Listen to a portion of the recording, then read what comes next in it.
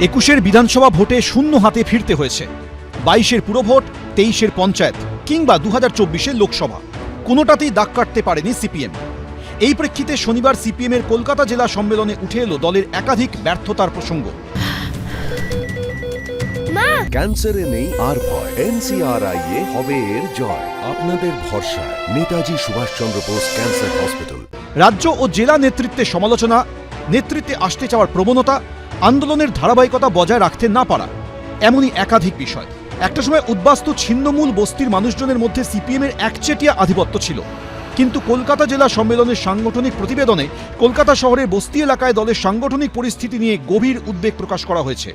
বলা হয়েছে, যে ঝুপড়ি এলাকাগুলিতে একসময় সংগঠনের গতি ছিল দুর্বার, এখন সেই সব জায়গায় পতাকা লাগানোরও লোক খুঁজে পাওয়া যায় না।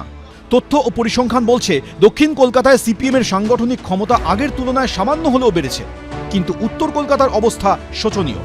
নেতৃত্বের সামনের সারিতে মহিলাদের তুলে আনার ক্ষেত্রেও দুর্বলতা রয়েছে বলে উল্লেখ করা হয়েছে সিপিএমের দলীয় প্রতিবেদনে। বলা হয়েছে, 15% কম মহিলা নেতৃত্বের সঙ্গে যুক্ত। পাশাপাশি শক্তিশালী আন্দোলন গড়ে তুলতে যে সাংগঠনিক শক্তির প্রয়োজন, কলকাতায় যে তা নেই, সেই ব্যর্থতার কথাও প্রতিবেদনে উল্লেখ করা হয়েছে। সিপিআইএম সম্মেলন করে একজন নেতার ভাষণ সবাইকে পৌঁছে দেওয়ার জন্য নয়।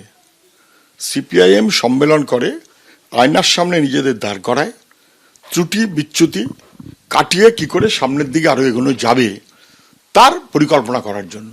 তো নতুন কোনো কথা না। গোটা সিপিএমটাই পচা গলা অতীত। সিপিএম কোথায়?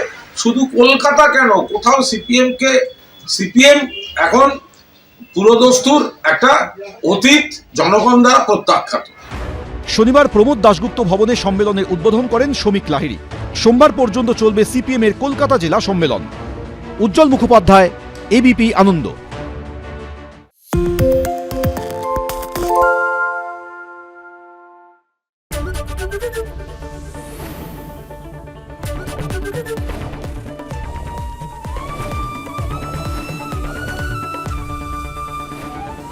এবিপি আনন্দ, এগিয়ে থাকে, এগিয়ে রাখে।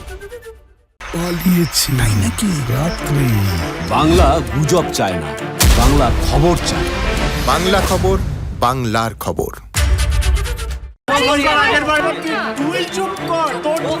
বাংলা ঝামেলা চায় না, বাংলা খবর চায়।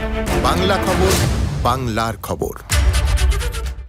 সত্য অন্তহীন, সত্যের খোঁজও তাই, সত্য সন্ধানে তাই আমরা অক্লান্ত, অকুতভয়। এবিপি আনন্দ নতুন ভাবনার প্রতীক, যা মনে মুক্ত, তথ্যে যুক্ত এবং যাবতীয় সীমানার বাঁধন থেকে মুক্ত। সীমা না শব্দটির মধ্যে লুকিয়ে আছে মানা শব্দটি, যেন চোখ রাঙানি এক অদৃশ্য বেড়াজাল, যা আটকে রাখে আমাদের এক ছোট্ট গণ্ডির মধ্যে।